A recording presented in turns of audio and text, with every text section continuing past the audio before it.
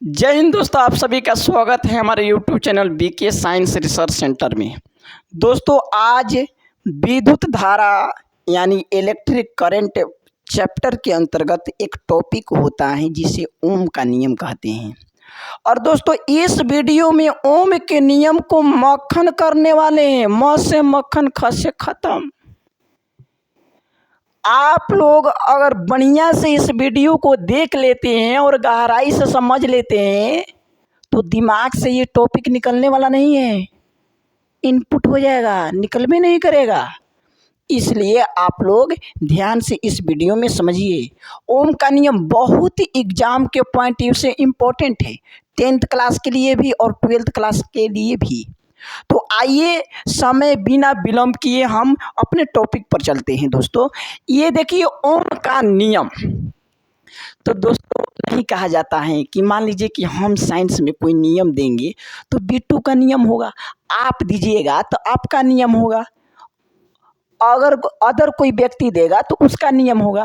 तो उसी प्रकार से साइंस में यानी भौतिक में और विद्युत धारा में ओम नाम के एक वैज्ञानिक थे। और ओम नाम के वैज्ञानिक के पूरा नाम था जॉर्ज साइमन ओम। देखिए, जॉर्ज साइमन ओम। तो ओम का पूरा नाम क्या था? जॉर्ज साइमन ओम। तो जॉर्ज साइमन ओम ने अपना नियम दिया।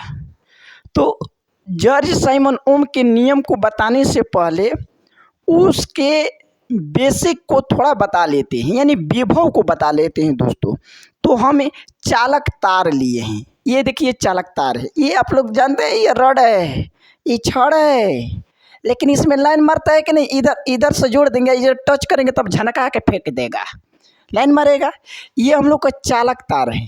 आप लोगों को मालूम होना चाहिए। तो चालक तार के दो छोर होता है, एक तो ये प्रथम छोर हो गया ये वाला, और ये वाला द्वितीय छोर।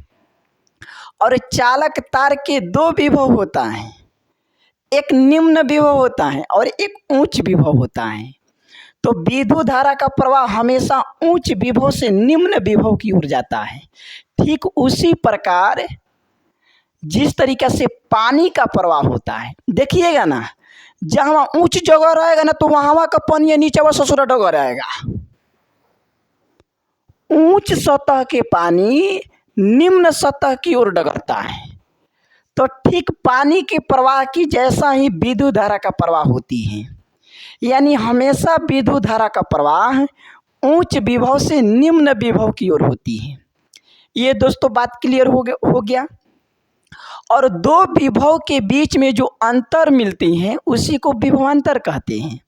दो विभव के बीच में जो अंतर मिलता है उसे क्या कहते हैं? विभवांतर कहते हैं। क्या कहते हैं दोस्तों? विभवांतर। क्या कहते हैं? विभवांतर कहते हैं। तो समझ में आ गया। हमेशा विद्युत धारा का प्रवाह उच्च विभव से निम्न विभव की ओर होता है।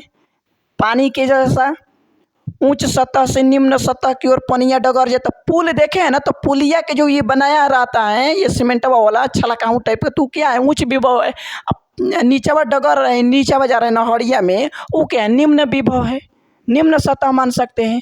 तो पानी का प्रवाह कैसे होता है? उच्च सतह से निम्न सतह की ओर। ठीक उसी प्रकार से विद्युत धारा का प्रवाह होता है उच्च विभव से निम्न विभव की ओर। अब आते हैं ओम भैया या ओम चाचा या ओम अंकल जी, क्या बताएं, क्या बताएं? आइए देखते हैं। तो जॉर्ज साइमन ओम ने 1826 ईस्वी में, समझ लीजिए दोस्तों, कब नियम दिए? 1826 ईस्वी में। जॉर्ज साइमन ओम ने 1826 ईस्वी में अपने प्रयोगों के माध्यम से एक नियम दिए और उसी नियम को ओम का नियम कहते हैं। और थोड़ा सा इसको बढ़िया से बताते हैं। ओम ने 1826 ईस्वी में एगो चालक तार ले लिए। ये चालक तार हैं, ये चालक तार ले लिए। ओम नामक वैज्ञानिक ने चालक तार लिए। देखिए ए बी क्या है? चालक तार हैं। तो इस चालक तार को बैटरी से कनेक्शन कर दिए, बैटरी से जोड़ दिए और यहाँ पर कुंजी लगा दिए। और करना क्या चाहते थे जॉर्ज साइमन ओम? कि विद्युत धारा आई और चालक के दोनों छोरों के बीच में भी जो विभवांतर उत्पन्न होता है उसमें संबंध क्या होता है, वही तो जानकारी दिए। वही जानकारी दिए। तो चालक में जब किसी चालक को किसी बैटरी से जोड़ दिया जाता है और कुंजी को ऑन किया जाता है, तो बैटरी से धारा निकलकर चालक होते हुए आगे की तरफ बढ़ता है। तो चालक में प्रवाहित विद्युत धारा चालक के दोनों छोरों के बीच उत्पन्न विभवांतर के समानुपाती होता है। यही तो बताएं, फिर से दोस्तों बोल रहे हैं, लिख लीजिएगा। जॉर्ज साइमन ओम ने 1826 ईस्वी में पदार्थ की भौतिक अवस्था नियत कर दिया और उसमें विद्युत धारा प्रवाहित किया। तो चालक के दोनों छोरों के बीच उत्पन्न विभवांतर भी विद्युत धारा I के समानुपाती हुआ। यानी विद्युत धारा I का मान बढ़ता है तो विभवांतर की भी मान बढ़ता है। विद्युत धारा I का मान बढ़ता है तो विभवांतर का मान बढ़ता है। दोस्तों देखिएगा ना, पुलवा पे देखिएगा ध्यान से। पुलवा पे पनिया बढ़ता है ना तो ससुरा डगरने के पनिया का क्षमता वो बढ़ जाता है। अब पनिया स्लो रहता है ना तो पुलवा पे झिरमिर गिरता है। बस वही चीज़ है।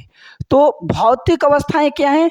चालक के न लंबाई को बदला गया, न ताप को बदला गया, न उसके मोटाई को बदला गया, ये भौतिक अवस्थाएं हैं। तो जॉर्ज साइमन ओम ने 1826 ईस्वी में अपने प्रयोगों के माध्यम से बताया कि यदि किसी चालक तार में विद्युत धारा प्रवाहित की जाती है और उस चालक तार की भौतिक अवस्थाएं नियत रहे तो चालक तार में प्रवाहित विद्युत धारा I चालक तार के दोनों छोरों के बीच उत्पन्न विभवांतर के समानुपाती होता है। इसी को ओम का नियम कहते हैं।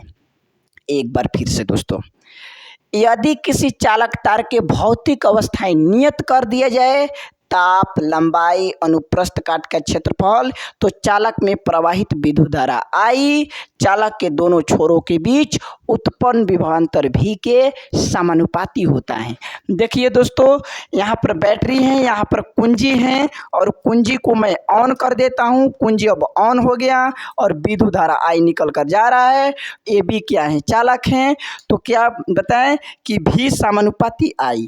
अब दोस्तों नियतांक अब समानुपाती का चिन्ह, समानुपाती का मतलब क्या है? V का मान बढ़ेगा ना तो I के भी मान बढ़ेगा। विद्युत धारा I का मान बढ़ेगा ना तो चालक में विभवांतर का मान बढ़ेगा। घटेगा ना तो यह भी घटेगा। समझ में आ गया दोस्तों? तो V बराबर R इंटू I या IR। समझ में आ गया? R क्या है? यहाँ R क्या है? ओम नियतांक या प्रतिरोध है। यहाँ R क्या है दोस्तों? ओम नियतांक या प्रतिरोध है। V क्या है दोस्तों? विभवांतर है। और I क्या है? चालक में प्रवाहित विद्युत धारा है। अगर दोस्तों ओम के नियम समझ में आ जाती हैं इस वीडियो से तो ज़रूर रिप्लाई कीजिए, यानी कमेंट कीजिए कि ओम के नियम समझ में आया कि नहीं आया। और अगले वीडियो में हम पढ़ाएंगे प्रतिरोध। मज़ा आ जाएगा दोस्तों, मज़ा आ जाएगा। जय हिंद दोस्तों।